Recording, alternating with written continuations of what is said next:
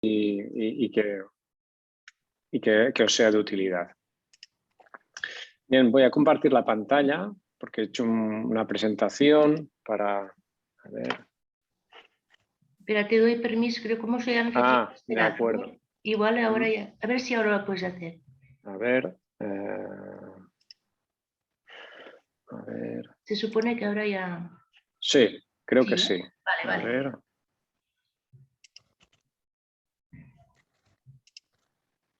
¿La veis? Sí. Perfecto. Bueno, a ver. ¿Sí? ¿La continuáis viendo? Sí, Vale, perfectamente. perfecto. Vale, muy bien. Bueno, pues yo he titulado la charla un poquito, ya me habéis dicho alguno que teníais, que habíais también visualizado el vídeo que está colgado en la red, y con lo cual, pues bueno, para quien no lo haya visto, pues he hecho un poquito una presentación así recordando algunos elementos de este vídeo, de esta charla que está en la red. Y después ampliando un poquito algunos conceptos. Entonces, el título pues, que le doy un poquito a esta charla es bueno, ver cómo ciencia y budismo se pueden combinar y, en particular, la parte de ciencia que trata de la ciencia de la complejidad o los sistemas complejos. Entonces, básicamente, lo que haré es una pequeña introducción de lo que se llama la crisis global o sistémica, que tiene tres factores, lo podemos explicar en tres grandes aspectos, que sería la crisis climática, la crisis ecológica y la crisis de recursos o energética. Después, bueno, os daré un poquito algunas pinceladas muy breves que seguramente ya todos estáis más o menos informados, y por lo que habéis comentado tenéis mucha información sobre estos aspectos. Daré algunos datos rápidos.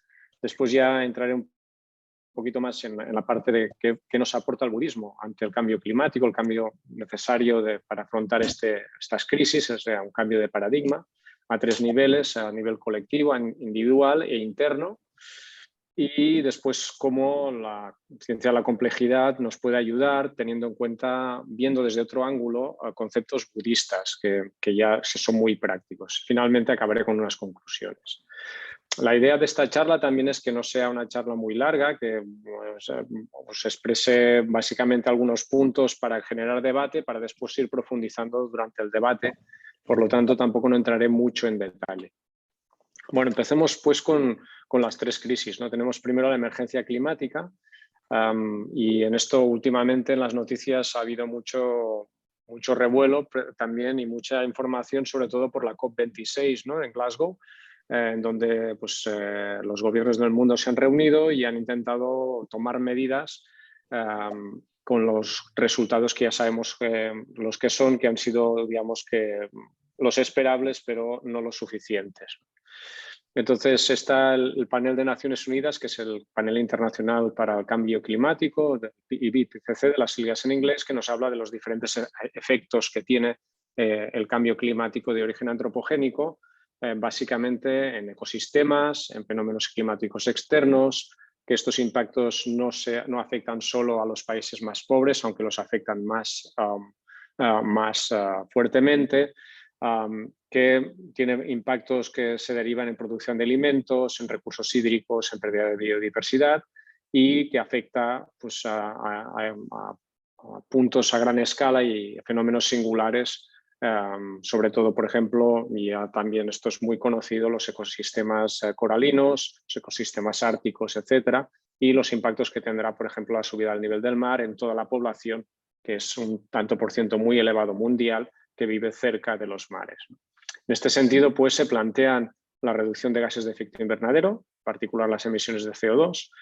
y por ello se plantea pasar de una economía que se llama la actual economía fósil a una economía basada en recursos no fósiles, y todo lo que implica toda esta transición verde o transición ecológica en los diferentes estados y a nivel incluso pues, de Europa, a la Comisión Europea, etc. ¿Qué implica esto? Esto implica a largo plazo una nueva socioeconomía que depende de cómo la enfoquemos, enfoquemos, pues puede ser una nueva socioeconomía donde donde teníamos fósil, poner renovable. Esto es una de las tendencias que hay actualmente, de hecho la dominante en el actual sistema político actual.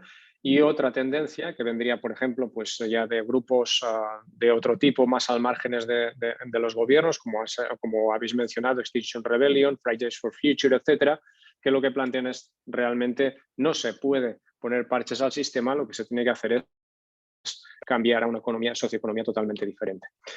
Para poner en contexto lo que está pasando, aquí os pongo unos datos, una gráfica en la que podéis ver pues, cuál era la concentración de CO2 en la atmósfera en los últimos 45.000 años, y vemos cómo esta parte roja es la parte del estado climático actual, que sería el Holoceno, y cómo en los últimos casi 100 años esto se ha disparado y estamos en proporciones, en concentraciones de CO2 en la atmósfera que son muy superiores a lo que había habido en los últimos 12.000 años. Entonces, esto plantea problemas muy serios y ya los estamos empezando a detectar. Básicamente, por lo que afecta a el calentamiento global y los fenómenos climáticos. Pero paralelamente a esto, lo que estamos haciendo también es una actuación, este desarrollo socioeconómico, lo que está produciendo es un impacto cada vez más grande sobre los ecosistemas. Aquí os presento también una figura que está representada en esta forma de S al revés, que esto sería un ciclo, bueno, en física se conoce como un ciclo de histéresis. Lo que significa esta gráfica es que tenemos que vamos deteriorando los sistemas, el área más verde, más oscuro, sería el tanto por ciento de ecosistemas afectados de manera irreversible en el planeta. Y vemos cómo van creciendo a medida que vamos avanzando en el tiempo. En este artículo científico, que es un artículo de revisión, que era desde el año 2012 y ya tiene casi 10 años, nos decía que tan pronto como el 2045, cuando el tanto por ciento de ecosistemas afectados de manera irreversible superase el 50%, todos los ecosistemas del planeta tendrían una transición crítica irreversible a un estado que no se sabía cuál era. Esto quiere decir que nos introduce a un sistema, a una situación de gran incertidumbre con todo lo que eso conlleva. Después han venido más artículos en diversas revistas de alto impacto, de mucha difusión, como que pues, el cambio climático además se añada a este impacto ecosistémico por influencia no directamente del clima, sino de actividades humanas sobre los ecosistemas, que dice que la huella del cambio climático ya se extiende desde la parte genética de los organismos hasta los biomas, es decir, aquellos ecosistemas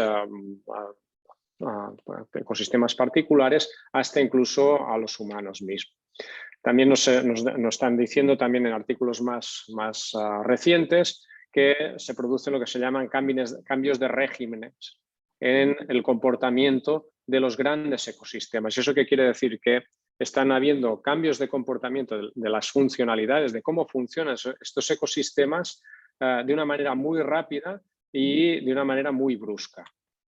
Y siguiendo en estas líneas, ya un artículo del año pasado lo que nos decía es que precisamente estos cambios se van a ir acelerando a medida que el cambio climático vaya avanzando, con lo que esto va a tener consecuencias dramáticas. ¿Qué implica esto? Pues de entrada, una futura incapacidad para reducir el hambre del mundo. No solo eso, sino que es previsible que hayan problemas, y de hecho la FAO mismo, la Organización de Naciones Unidas que estudia la producción de alimentos, nos está ya preocupada por cuestiones de lo que se llama seguridad alimentaria, que es decir, la provisión de alimentos segura para todos los humanos en el planeta. Y eso significa pues, que esta seguridad alimentaria puede ir extendiéndose no solo en las zonas donde ya es endémica, sino a otras zonas, incluso llegar a zonas del primer mundo. Unido a esto, o como la causa de esto, viene a ser un incremento de la agricultura industrial y intensiva. Aquí hay un representante de permacultura, con lo cual aquí puede hablar mucho más que yo en este sentido. Entre otras cosas, lo que fomenta la agricultura industrial es la degradación del suelo cultivable y un uso intensivo de pesticidas, fertilizantes y de agua, con lo que esto lo que produce es un deterioramiento ecosistémico general. ¿Cómo se observa esto? Debido al uso de los pesticidas, por ejemplo, se observan cambios en la población de insectos, sobre todo los importantes para nuestra alimentación serían las abejas, que afectarán de manera muy seria a la producción agrícola mundial. Se degrada no solo por agotamiento de acuíferos, sino por contaminación del agua, pues el acceso a agua dulce. Y debido también a los incrementos de los eventos extremos, pues se prevé que haya un descenso de la producción de grano a nivel mundial, entre un 20 y un 40% en estimaciones conservadoras. Pero unido a todo esto, ya he comentado justo en la otra transparencia que lo que teníamos es una situación de uso intensivo, incremento del consumo de energía en la agricultura. Esto es una gráfica de ya hace unos 4 años, bueno, sí, casi 4 años, en uno de los últimos informes de la Agencia Internacional de la Energía, en que hacía una proyección de cómo iría la producción de petróleo en hasta el 2040. Y lo que nos daba aquí es precisamente unos escenarios que bueno, son preocupantes. Es decir, lo que nos viene a decir esta gráfica, y lo dice la Agencia Internacional de la Energía, que es una agencia que está asociada a la OCDE, nos dice que la producción de petróleo no solo no va a crecer, sino que en el mejor de los casos lo que va a hacer es descender suavemente, sería esta línea punteada a nivel de color verde. Si no hay inversión, pues lo que hay es un descenso mucho más brusco, como lo que están mostrando las líneas continuas. Por lo tanto, esto que nos está diciendo, no solo esto va a afectar al transporte a nivel global, sino que va a afectar también muy seriamente toda la maquinaria agrícola, de la cual necesitamos para la producción agrícola a manera industrial y masiva. Por lo tanto, tenemos, por un lado, lo que se llamaría la tormenta perfecta. Tenemos el clima, que actúa a corto, medio y largo plazo. Tenemos una situación de degradación de los ecosistemas, que también va a actuar sobre todo a medio plazo. Y tenemos una situación a corto plazo de crisis de recursos, tanto energéticos como materiales, que esto va a acentuar el hecho de que no podamos adaptarnos de una manera óptima a la crisis climática y ecológica. Bien, a todo esto se puede ver desde esta perspectiva separada o lo podemos ver desde una perspectiva más integrada, que sería desde la perspectiva de los sistemas complejos, desde la ciencia de la complejidad. Ya hemos visto que el clima va cambiando de una manera muy progresiva, pero que cada vez estos cambios van a ser más rápidos y más intensos. Esto mismo pasa en un ecosistema y esto mismo pasa en una sociedad cuando hay un cierto factor estresante. Bien, este punto, este comportamiento viene a partir de, o está ocasionado a partir de lo que se llaman retroalimentaciones o feedback en inglés, cuando estamos forzando el sistema, en este caso un ecosistema, por ejemplo, o una sociedad, poniéndola en una situación para la cual anteriormente no estaba preparada o no tenía esa funcionalidad para adaptarse. Y eso es lo que está pasando con la situación pues, de la crisis climática, de la crisis ecológica o de la crisis de recursos. Esto nos introduce ante una situación sistémica de todo el sistema, ante mucha incertidumbre. Es decir, cerca de esta transición, de fase de este cambio, lo que habíamos comentado, este cambio brusco de los ecosistemas, lo que pasa es que no podemos predecir, incluso a tiempos muy cortos, qué es lo que va a pasar. Por ejemplo, un ejemplo sería lo que pasaría, cuál va a ser la producción de alimento mundial de un año para otro. Sencillamente porque el clima se empieza a ser tan severo y hay tan poco acceso a los recursos, sean fósiles, por ejemplo, fertilizantes o pesticidas, que esto hace que, bueno, que no se pueda controlar esta producción y, por tanto, no se pueda predecir. Y esto afecta directamente a nuestro sistema socioeconómico, que necesita tener una fiabilidad de lo que va a pasar el próximo día, la próxima semana, el próximo mes o el próximo año.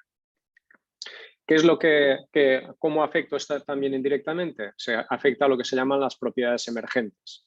Es decir, un sistema complejo lo que tiene son un comportamiento, unas relaciones entre individuos o entre colectivos que lo que hacen es crear un comportamiento por encima de que una superestructura, digamos. Por ejemplo, tenemos el caso de los intercambios comerciales. Los intercambios comerciales a través de la moneda lo que hacen es la necesidad de crear un ente, que serían los bancos, que son los que organizan estas transacciones monetarias. ¿De acuerdo? En el momento en que hay una hiperinflación, la moneda empieza a perder valor y, por tanto, el papel de los bancos se pondría a poner en cuestión. ¿De acuerdo? Esta superestructura propiedad emergente deja de tener sentido o se debilita. ¿De acuerdo? Entonces, cuando sometemos el sistema a esta tensión, estas propiedades emergentes cambian y, de hecho, por efecto del cambio de estas condiciones, o también pueden cambiar, por ejemplo, por el comportamiento de los individuos. Supongamos que en un momento determinado nosotros decidimos que el dinero ya no vale nada. Dejamos de utilizar el dinero. Entonces, los bancos desaparecen de manera inmediata. ¿De acuerdo? Bien, para poner un ejemplo, aparte de los bancos, sería un ejemplo práctico de los animales que se conocen como eusociales, como por ejemplo las abejas o las hormigas. Estos animales eusociales, su comportamiento colectivo se puede entender solo con modelizando o simulando o entendiendo cómo son sus interacciones individuales. ¿De acuerdo? Por lo tanto, las interacciones individuales generan comportamientos colectivos más complejos que dan a estas propiedades emergentes. Por ejemplo, en el caso de las hormigas, las interacciones individuales construyen el nido o el hormiguero, pero ninguna de las hormigas tiene el plano del hormiguero individualmente. Sencillamente, sus interacciones son las que construyen el hormiguero. En el caso de las abejas, el panal, etc. Cambios en los comportamientos individuales ocasionan cambios en precisamente ese comportamiento colectivo y lo que deriva de ello. Un caso interesante es, por ejemplo, comparar los animales eusociales a los que son casi eusociales. Por ejemplo, las hormigas son animales que tienen un comportamiento eusocial, sociales, pero las cucarachas no. Se han hecho experimentos en los cuales se colocan unos sensores en las cucarachas que les dan esa interacción que les falta para convertirse en animales sociales. Bien, con esa interacción empiezan a comportarse como animales sociales. Por lo tanto, vemos que las interacciones individuales construyen los epifenómenos o lo que hay encima de los individuos y estos a su vez vuelven a modificar lo que pasa con los individuos. Por tanto, es un comportamiento complejo, pero la acción individual, y esto es lo que quería insistir, es clave para precisamente lo que se construye desde abajo hacia arriba y después lo que revierte desde arriba hacia abajo otra vez. Y aquí es donde quiero hacer un poquito un puente entre lo que sería la ciencia y el budismo ante este futuro incierto debido a estas tres crisis. Primero, decir que la ciencia se ocupa de la esfera racional, de medidas empíricas y que trata de tomar una perspectiva independiente. Pero el futuro requiere transformaciones a todos los niveles, no solo racional. Y además pretende también, y en este sentido, pues aquí creo que es muy interesante, como ha comentado Joan, la visión filosófica, combinando acciones exteriores y cambios de visión. Y en este sentido, el budismo aporta una perspectiva complementaria a la ciencia, porque le da ese cambio de visión de la cual la ciencia quiere ser muy aséptica, es decir, desde su punto de vista de perspectiva independiente del observador. Precisamente el budismo se centra en el observador y pretende cambios individuales y de pensamiento. Entonces, para evitar el desastre colectivo al cual estas tres crisis nos conducen, hace falta, por lo tanto, un cambio radical en la manera de entender el mundo y tenemos que cambiar desde un punto de vista individualista, competitivo, centrado en lo material, a una visión que cambie al punto de vista de referencia y en el cual la vida sea colocada en el centro y punto focal de referencia. Para este cambio, por lo tanto, necesitamos un cambio sin precedentes en la historia de la humanidad. Y para eso necesitamos una transformación a 3 niveles. El colectivo, que es el más evidente, y aquí ahí está la organización social, a nivel individual, con acciones individuales, pero además un cambio interno o íntimo. Entonces, en este sentido, buscamos una visión alternativa. Y esta visión alternativa tiene que complementar la visión del ecologismo, que se centra básicamente en la protección de las especies y animales y vegetales, con esta visión budista de protección a la vida desde una parte emocional y de la parte, digamos, más interna y vivencial y emocional, que sería desde el punto del amor y la compasión. Es decir, de alguna manera arropar esta visión más racional, más objetiva, con una visión que pretenda dar un enfoque y complementar este enfoque racional con un enfoque más emocional. Por lo tanto, la filosofía y práctica budista se empatiza en este sentido esta comprensión racional, que entroncaría con la parte científica, pero lo complementaría con la parte de la práctica y la gestión emocional. Por lo tanto, lo que buscamos son cambios duraderos, y estos cambios duraderos necesitan, para que lo sean, experimentar aquello que hemos reflexionado para poder integrarlo en nuestra vida. Es decir, si solo reflexionamos y tenemos claro racionalmente algo, eso no es suficiente para impulsar cambios. Y eso lo he visto y lo continúo viendo yo cuando doy charlas de divulgación sobre el cambio climático. La gente, el espectador, entiende y racionalmente lo que está pasando y la gravedad de la situación. Pero me encuentro la mayoría de veces que en cuanto se van de la charla es muy difícil que hagan cambios efectivos en sus patrones de conducta y patrones de vida, porque sencillamente hay un flujo de información que emocionalmente les atrapa en esa actitud, digamos, de hacer las cosas como siempre. Por lo tanto, ¿qué tenemos? Tenemos, si lo ponemos en un esquema, una pirámide invertida, cognitiva, ¿no?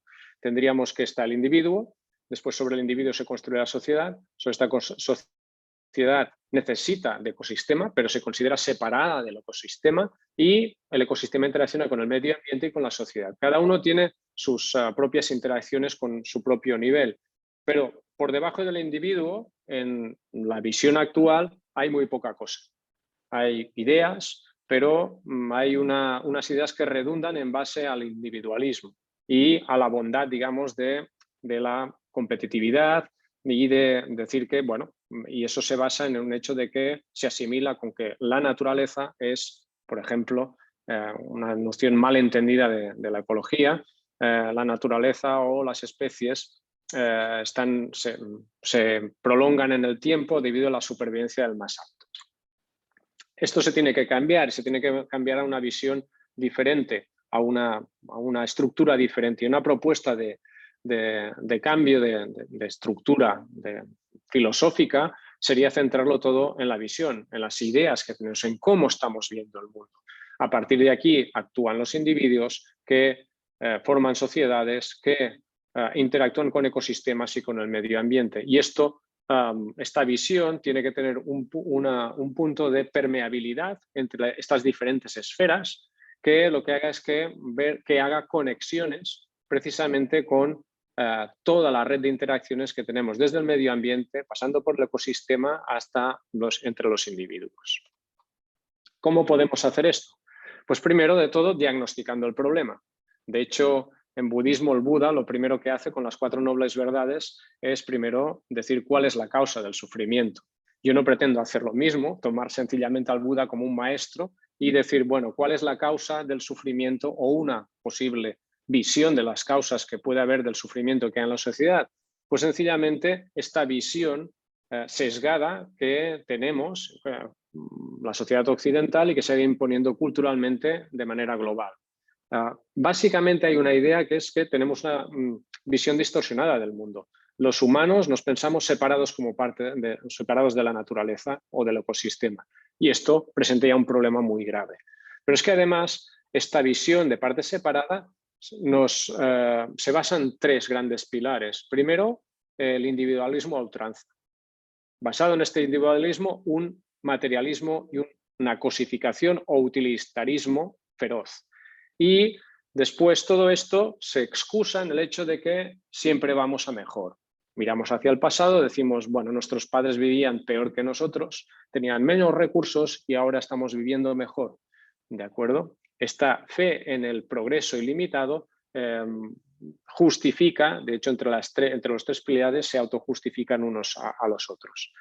¿Qué es lo que pasa? Que esto es totalmente artificial y que estos pilares, al ser antinaturales, por lo tanto, producen estrés, porque precisamente lo que hacen es separarnos de nuestra, digamos, naturaleza con minúsculas para, de alguna manera, porque rechazamos realmente la naturaleza en mayúsculas, que sería la visión más ecosistémica. Aquí me gustaría traer a colación una visión de que realmente lo que hace esto es romper nuestras conexiones entre individuos con la naturaleza, los animales, los seres vivos y con el medio ambiente. Y aquí, pues, por ejemplo, retomaríamos una imagen que podría ser, por ejemplo, la de una telaraña, en la cual cada uno de los nodos de la telaraña está conectado con el resto. Esto sería una imagen muy útil, muy bella, que también el budismo en los sutras habla de, por ejemplo, la red de Indra, ¿no? En que cada individuo es una joya que refleja a todas las demás con sus múltiples interacciones. Esta imagen la podríamos rescatar, es una imagen muy entroncada también con los sistemas complejos y la complejidad, porque nos da esta visión y este concepto de la interdependencia.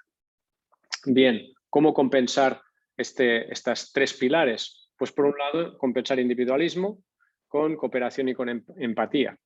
Compensar el materialismo y el utilitarismo, la cosificación, con una visión trascendente, es decir, ir más allá de aquello que nosotros consideramos como cosas de interés, como objeto de interés, para ver que eso es algo perecedero y tenerlo como algo mucho más amplio, no como un objeto cristalizado único, sino como algo que evoluciona y cambia constantemente.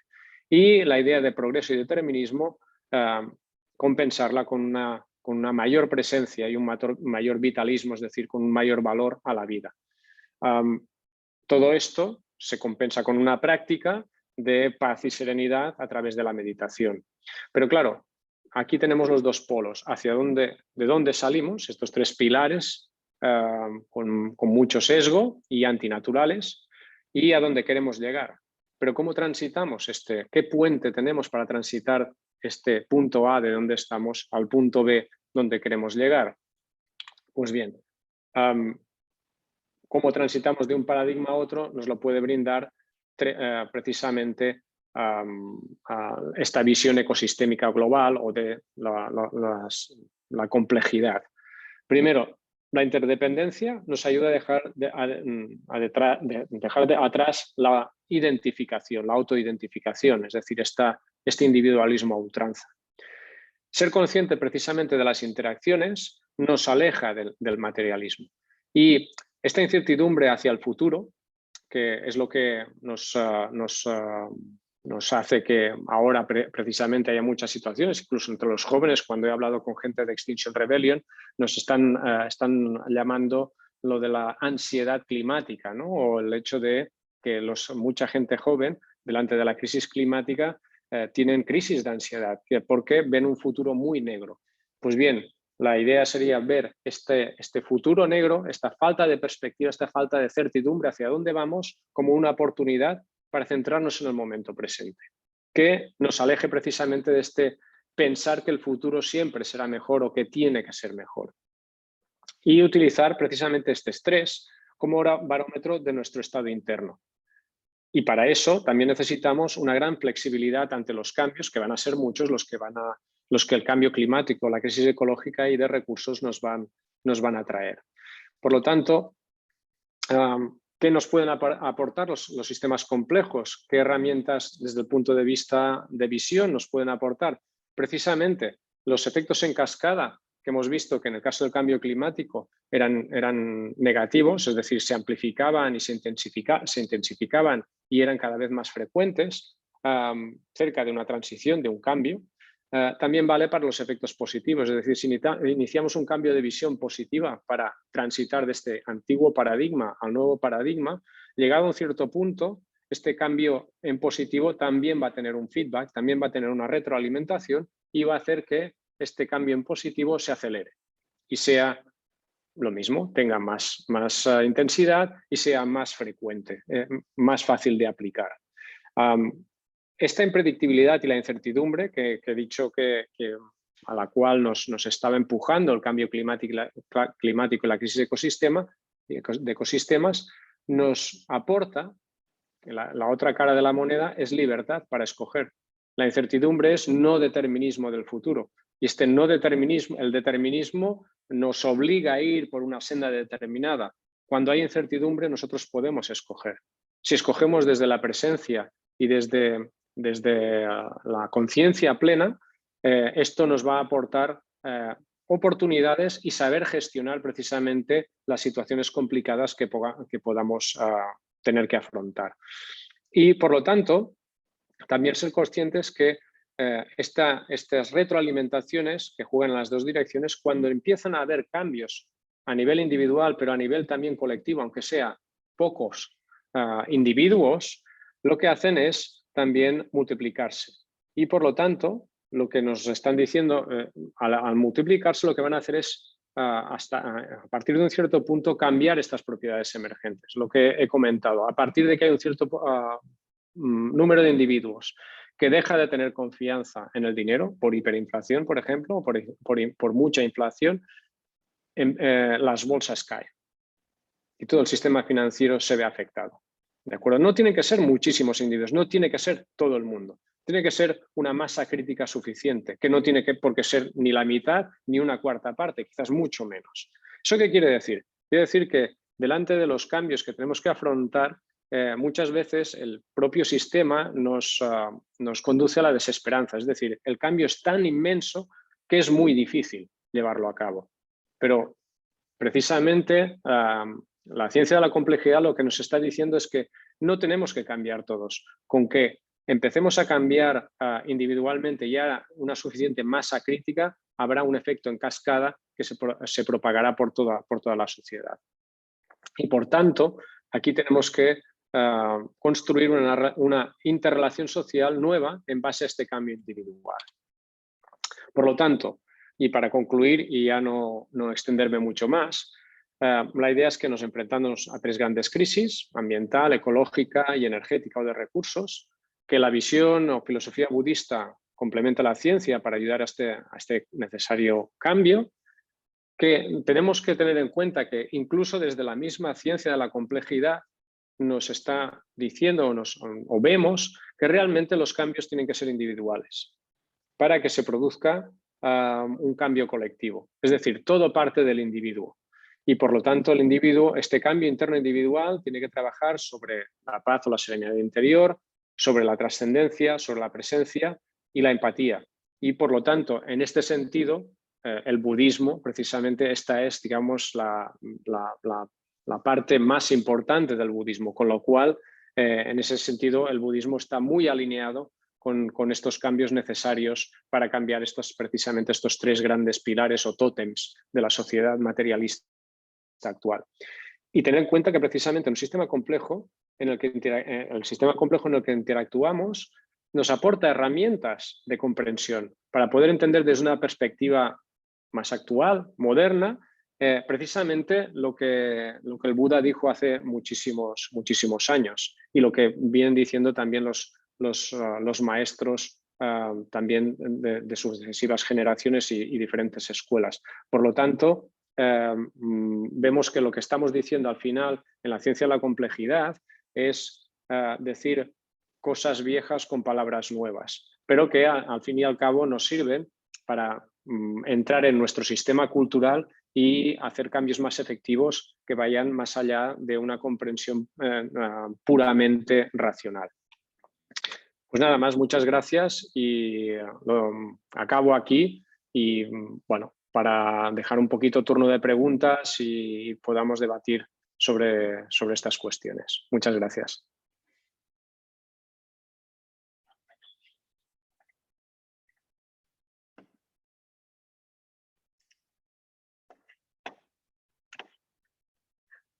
¿No se te oye, Monse? Sí, perdonad. Pues eso, que simplemente agradecerte, Jordi, tu intervención súper interesante. Creo que has dicho cosas muy esenciales y nos has mostrado cuáles son nuestros retos también. Creo que estamos frente a grandes retos que, como decías tú, pues la importancia de que haya esta transformación individual, ¿no? Para que realmente vaya creciendo la masa crítica necesaria para el gran cambio que ahora es esencial que hagamos todos juntos, ¿no? Pues muchísimas gracias, Jordi. Y nada, ya pasamos Gracias. directamente pues, a vuestros comentarios o preguntas para Jordi o simplemente, pues, bueno, compartir vuestra impresión a partir de las palabras de Jordi. Pues eso. ¿Quién quiere añadir algo más aquí? Y acordaros de activar el micro, que están todos apagados de momento. Llorenç, creo que vos digo alguna cosa. Pues venga, activa tu micro directamente. Vale. Gracias. Bueno, me ha gustado mucho, sobre todo, bueno, la parte del budismo y la interdependencia y la visión y todo esto ya la conozco también, practico desde hace algún tiempo. Pero esta parte de los sistemas complejos y tal me ha gustado mucho, porque no conocía tanto, y así con el mundo de las abejas, de las hormigas y todo esto, muy interesante desde el punto de vista de abajo arriba, ¿no? Y de que nuestras acciones cambian el sistema, ¿no? Nuestras acciones pueden cambiar el sistema, ¿no? Eso es muy, muy interesante de cara también a movimientos como Extinction Rebellion, en el que estamos varios aquí, etcétera, ¿no? Y bueno, sí que, por un lado, lo que dices de la individualidad, pero por otro lado, si no somos suficientes haciendo este cambio, o sea, tiene que ir creciendo, ¿no? O sea, ese cambio individual de visión ha de compartirse. Y aquí el gran reto es lo que decías tú, ¿no? De que aparte de compartirla, ¿qué hace que después de una conferencia se involucren, ¿no? Y aquí quizás una propuesta puede ser de hacer un pack en el cual que haya un seguimiento después, ¿no? De una conferencia o de un taller y tal, como nosotros también hacemos y tal, ¿no? En el cual hay un pack en el que se ven las cosas que uno puede hacer respecto a la emergencia climática, ¿no? Y una es el cambio individual, otra es la movilización, sin la cual siguen dormidos los políticos, ¿no? Y luego, pues, bueno, sobre todo este cambio de visión, yo creo, ¿no? Animar esto y animar a una inteligencia colectiva, también a través de... Hay algo que estamos proponiendo que se llaman asambleas ciudadanas climáticas, que eso es una manera interesante porque, aunque no se medita allí, se debate con escucha activa, ¿no? Y bueno, solo como hacer un feedback para ayudar colectivamente a esto. Gracias. Jordi, ¿tienes alguna cosa que comentar? Sí, sí, no, en principio, bueno, estoy totalmente de acuerdo con lo que comenta Llorenç. Pero, y además, o sea, es verdad que o sea, desde el punto de vista del activismo se busca que crezca esta, digamos, que se expanda esta visión, y eso yo creo que también es fundamental, ¿no? Para el cambio. Pero también yo creo que hay una cuestión también desde el punto de vista de los sistemas complejos, es que el tiempo ahora corre a nuestro favor. Me explicaré. El tiempo corre a nuestro favor porque son épocas de cambio. Y entonces aquí va a haber dos vertientes, la vertiente populista o la vertiente realmente de cambio de paradigma, ¿de acuerdo?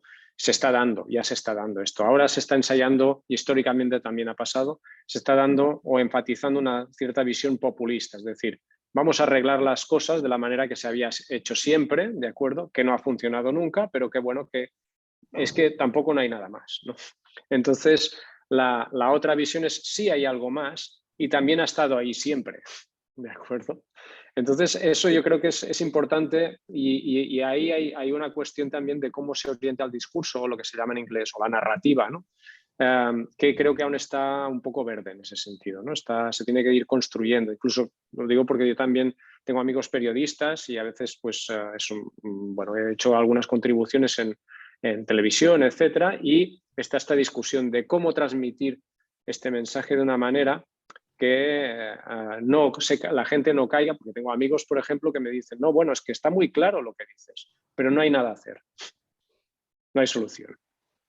Entonces, este fatalismo conduce irremediablemente al populismo, porque ya que no hay nada a hacer, vamos a hacer lo mismo que hacíamos antes, pero más, ¿no?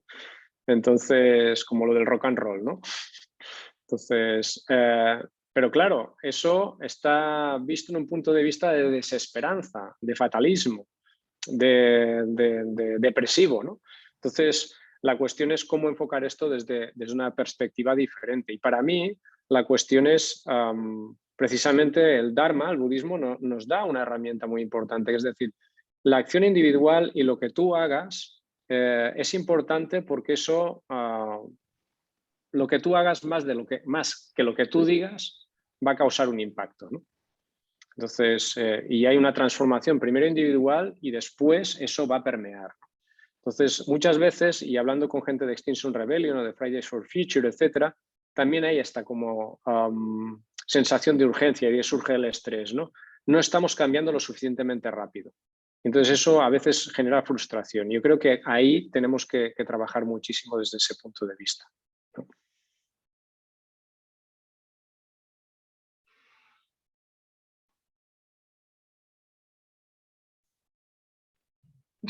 Sí, Joan, em sembla, eh? Pues, activa el micro, Joan.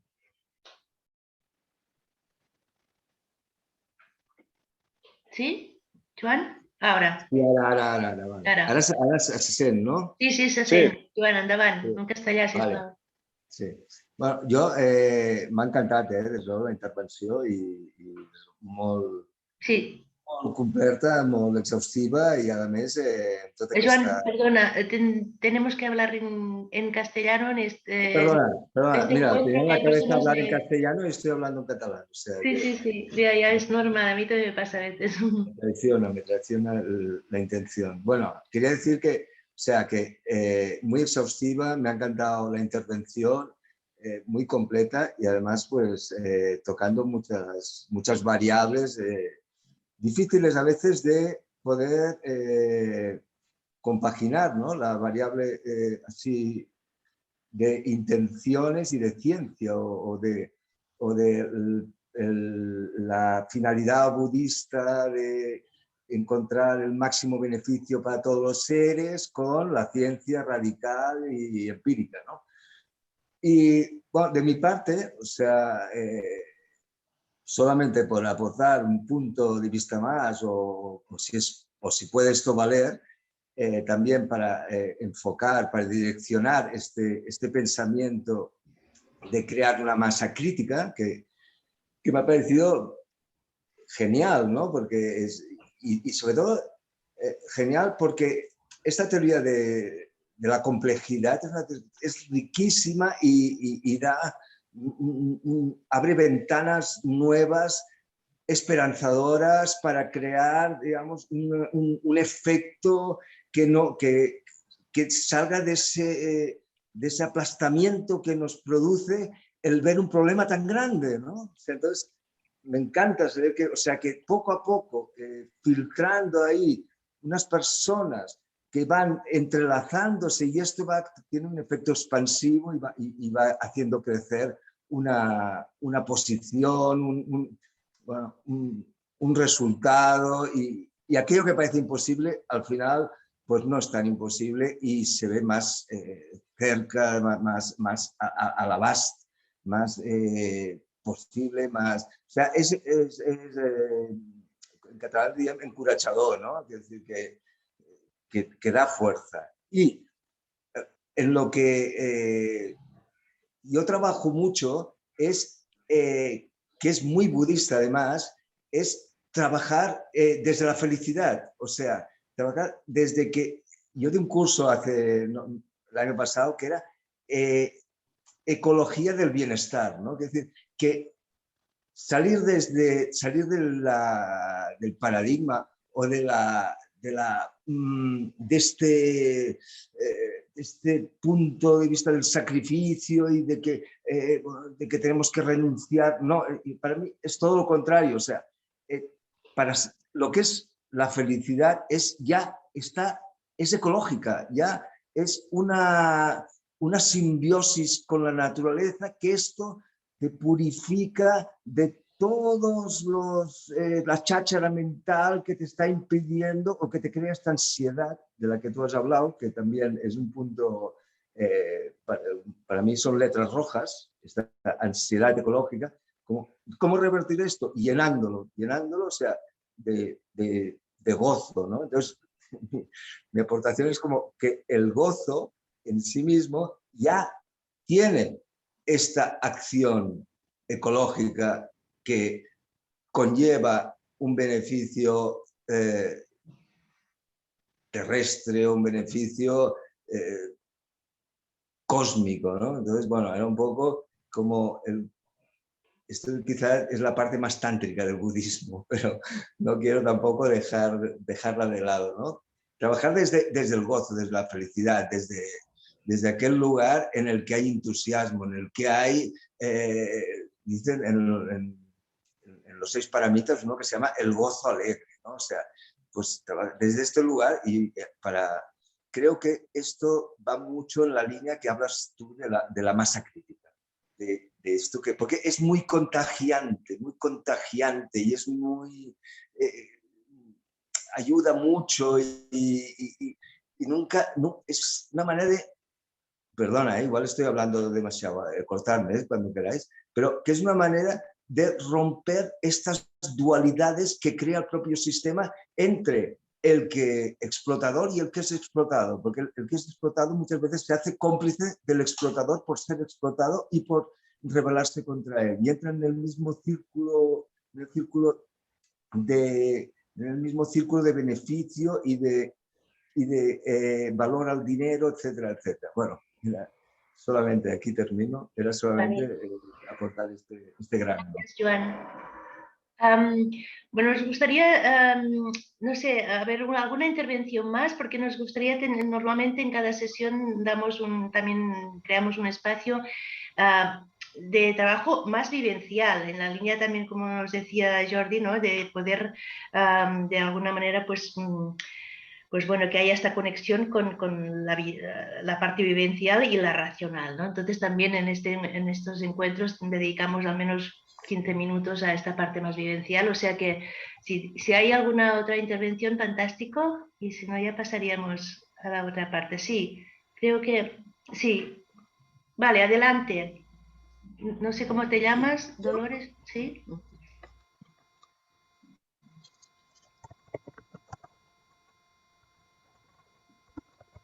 ¿Sí? No sé si Lucy estaba queriendo decir algo. Sí, yo. Sí. Muchísimas gracias por la presentación, me fascinó. Y bueno, veo que me ha dicho donde quería ver un recurso donde podía leer, porque son muchas ideas y siento que tengo que leerlas para captar. Y otra cosa que quería decir es, yo he estado interesada en el budismo desde hace muchos años, pero una de las cosas que siempre me ha detenido a participar más activamente ha sido que pienso, bueno, el cambio espiritual y muy bien, y el mundo se está entre tanto acabando, y como yo soy muy activa socialmente, siempre me ha gustado tratar de luchar por los cambios. Y usted en su presentación pues da un vínculo muy, muy fuerte ahí entre estos dos, el budismo y la necesidad que tenemos urgente de hacer los cambios. Entonces quiero darle las gracias, muchas gracias. Y es optimista, además. He oído mucho la gente preocupada por estos cambios, pero termina uno deprimido, llorando casi cuando sale. Y usted ha presentado todo lo contrario. Entonces, de nuevo, muchas gracias. Gracias a ti, Lucy.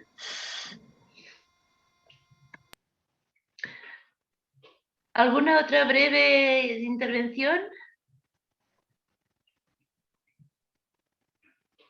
Clara, ¿sí? Sí, Te yo escuchamos. quería dar las gracias a Jordi también. Me ha parecido muy interesante la presentación. Ese enlace con los dos mundos, lo colectivo, lo individual y la responsabilidad de cada uno. Bueno, yo lo que quería aportar es esa dimensión que produce el cambio. El cambio se produce desde dentro siempre. O sea, por mucho que le intentes decir a alguien, no, es que tienes que cambiar, es que debes cambiar, o haces una revolución interior o nada se mueve. Entonces, en este punto en el que estamos, hacen falta muchas revoluciones interiores, porque es verdad que la gente que hace ese cambio interno es la que está preparada para asumir la responsabilidad de lo colectivo. Esto lo creo realmente. Y bien, esa ansiedad dice no saber por dónde empezar, es porque no has asumido tu propio cambio, ¿no? Y es complicado decirle a la gente, no, es que tienes que practicar el budismo para poder comprender estas cosas. Y por eso el budismo es minoritario en realidad, porque es una práctica, ante todo es una práctica, es una vivencia y es una práctica. Entonces, lo que asusta a la juventud es esa visión apocalíptica que ofrecen todos los medios. Eso es lo que asusta y eso es lo que paraliza. Entonces hay que diseccionar, hay que desembrozar el terreno y organizarnos. Los que más saben o los más motivados tienen que organizar sus grupos y empezar desde lo pequeño a lo grande. Yo lo entiendo así. Es verdad que todo va de lo pequeño a lo grande y de lo grande a lo pequeño, pero el cambio se produce siempre desde abajo. Nada más. Muchas gracias, Jordi. Me ha encantado. Gracias, Clara, a ti. Gracias también por esta aportación. Gracias. Yo comentar también un par de cositas, que me ha gustado mucho también la presentación. Al principio, la primera estudio científico que comentabas sobre los feedbacks positivos a mí, y de la pérdida de biodiversidad me ha recordado, bueno, me ha hecho pensar en esta idea que a veces pienso que no sé si es fatalista o acomodada de decir, bueno, cuando el ser humano desaparezca, la naturaleza ya se regenerará, ya irá mejor. Yo siempre digo que esto es una idea como consoladora, ¿no? Porque al final, si atravesamos ciertos puntos, el daño que hemos hecho puede llegar a ser irreversible, ¿no? Y ahí ese estudio pues lo mostraba, ¿no? Con lo cual el consuelo de si en el ser humano ya todo puede ir mejor, pues tampoco a mí me convence mucho, ¿no? Una casi broma, y es el tema de eso que se le ponía a la cucaracha para que fuera sociable. No sé qué es, pero igual al ser humano le podría ir bien. No sé, me gustaría ver qué es ese mecanismo que se les ponía. No sé si se podría adaptar al ser humano, pero bueno. Y nada, y he pensado mucho en Eric Fromm también cuando utilizaba las nobles verdades para aplicarlas a lo social, ¿no? También y recordarlo y recomendarlo también su lectura en estos momentos. Muchas gracias, Daniel. Respondiendo a tu broma y haciendo otra broma que no es broma para mí, es que ese mecanismo ya se ha inventado hace 2500 años y lo inventó el Buda. Sí. Bueno, pues Claro. yo creo que con estas frases podríamos acabar al menos esta parte del encuentro. Muchísimas gracias, Jordi. Esperamos poder contar con tu presencia en el futuro también. O sea, yo creo que seguro que tienes mucho más que aportar aún y bueno, sería un gozo pues poderlo ir compartiendo aquí en nuestros encuentros de Dharma-Gaya. Y bueno, y entre todos, pues crear redes y crear esta masa crítica, de alguna manera crear este cambio de paradigma. Esta es un poco la motivación que hay por detrás de Dharma-Gaya y de Sakyarita. O sea, muchísimas gracias, Jordi. por haber estado aquí con nosotros. Y Daniel, ya que estabas, bueno, Daniel, supongo ya lo conocéis muchos de vosotros, pero él es el co-coordinador también de Dharma Gaia, de estos encuentros. Es investigador en los campos del clima, medio ambiente, ecología y energía. Y es facilitador de dinámicas basadas en el trabajo de Joanna Macy, trabajo que reconecta. Entonces, esta parte más vivencial, decíamos, no sé, que siempre de alguna manera, con alguna meditación al principio o al final, algo como más, digamos, de transformación individual, que ya hemos visto que es totalmente necesaria, pues eso lo va a conducir Daniel. Cuando quieras, tenemos 10 minutos e intentaremos ser fieles un poco a los horarios, que a las 8:30 tendríamos que acabar. Pues Daniel, te paso la palabra. Vale, ahora entonces, gracias. Sí, el trabajo que reconectas, recordar siempre que es una metodología recomendada por el Dalai Lama y por muchos activistas como Naomi Klein y que se utiliza en los pues, movimientos ecologistas, en las ecoaldeas, en permacultura. Y bueno, quería hacer como dos dinámicas, una muy cortita y otra un poco larga. No sé si me va a dar tiempo para situarme a las 8:30 y si no, pues igual hago solo una, ¿no? Monse, que... Como que, bueno, la idea es 8:30, acabar ¿no? a las Sí, 8:30, pero hacemos, bueno, supongo que si, no sé, si te es un poco 5 minutos más y bueno, vale, los que si tengamos que irnos tomamos... nos iremos y si no, pues alargamos un Vale. poco más, que valdrá la pena. Sí, más que nada por hacer dos pinceladas distintas, una que será en parejas, que es así muy cortita, y luego otra que será un poco más una visualización, meditación interior. Entonces, la primera, la explico así muy rápido, básicamente el trabajo de Joanna Macy se basa en establecer un estado de la mente de agradecimiento profundo, de reverencia, enfocada pues, en el eros, en la contemplación y en la reverencia a la naturaleza, ¿no? O sea, realmente lo que se llama la biofilia, el profundizar, ¿no? En ese amor y ese vitalismo que también nos comentaba el Jordi. Y eso, pues, Joanna Macy lo basa mucho en el agradecimiento, ¿no? Entonces, bueno, más que teorizar sobre el agradecimiento, que se podría teorizar bastante, ¿no? Como una herramienta que nos anticapitalista incluso, ¿no? Una herramienta que nos ayuda también a luchar contra todo lo que tiene que ver con la economía y a trabajar el interior, vamos a vivenciarlo, ¿no? Y vamos a vivenciarlo rápidamente con 5 minutitos, haciendo salas, y os pondré en parejas, y básicamente compartiréis, una persona empezará, decidís quién, y la otra estará en silencio, en escucha activa, cosas que agradecéis de la vida, cosas que agradecéis profundamente de estar vivos. Ya puede ser pues cosas de la naturaleza, cosas en vuestra vida, cosas de vosotros mismos, vosotras mismas, pues todo aquello que agradecéis de poder estar en este momento en el planeta, ¿no? Vivos.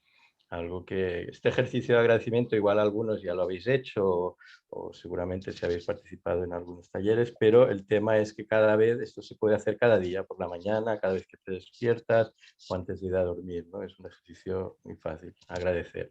Entonces, bueno, os pondré en pareja sin más dilación y así serán 5 minutos y lo que haré es pediros el cambio. ¿Leías algo, Montse? Sí, no, adelante, digo. Sí, entonces os pondré en parejas, pues serán 8 por 16, 8 salas y yo me quedaré aquí, entonces serán... lo que sí, os mandaré un mensaje al cabo de 2 minutos y medio para que cambie la otra persona. O sea, primero una persona decides quién es y empieza a decir, pues yo agradezco. La otra persona lo único que puede hacer es o estar en silencio o recordar a la persona que se centre en cosas que agradece, ¿no? No es como empezar a divagar, sino yo agradezco esto, yo agradezco esto, yo agradezco esto, y concretando, ¿no? Y al cabo de 2 minutos y medio yo indicaré con un mensajito y cambiamos. ¿De acuerdo? De acuerdo. Pues vamos allá. El Jordi, em sembla que et quedes... espera, te pondré en una sala. Sí, Daniel, yo me sabe muy mal, pero es que tengo que Sí. coger un tren. Vale, ya y lo si habías no lo voy a comentado perder. antes. Lo había de comentado. Acuerdo. De acuerdo, me Pues sabe muy nada. mal y si en la próxima reunión me puedo apuntar, me interesa muchísimo esta dinámica que estás montando. ¿De acuerdo, Perfecto. Daniel? Gracias, Pues, Jordi. De acuerdo, pues gracias a todos. Muchas gracias. Gràcies. Seguim en contacte. Gràcies, Jordi. Adéu. Vale. A ver. Tenemos... Vale, es que ahora el Jordi se ha salido. Entonces voy a poner... Igual hay una sala de más personas. Será... Un segundo. Pondré una sala de 3 y ya os... Uy, no puedo ahora mover. Mover a sala 2, por ejemplo. Venga, iniciamos.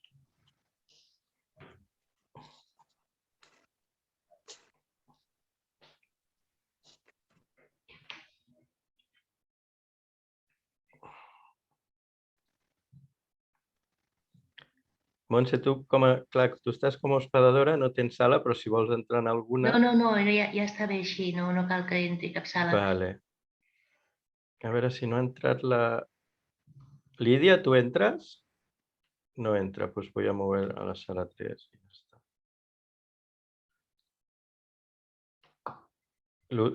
Ok. Ja està tothom en sales? Ah, sí. Ara sí. Vale, doncs seran 2 minuts. Ostres, Daniel, fantàstic. Això no ens estan sentint ara, no? Els de les sales? No. Espera, potser que...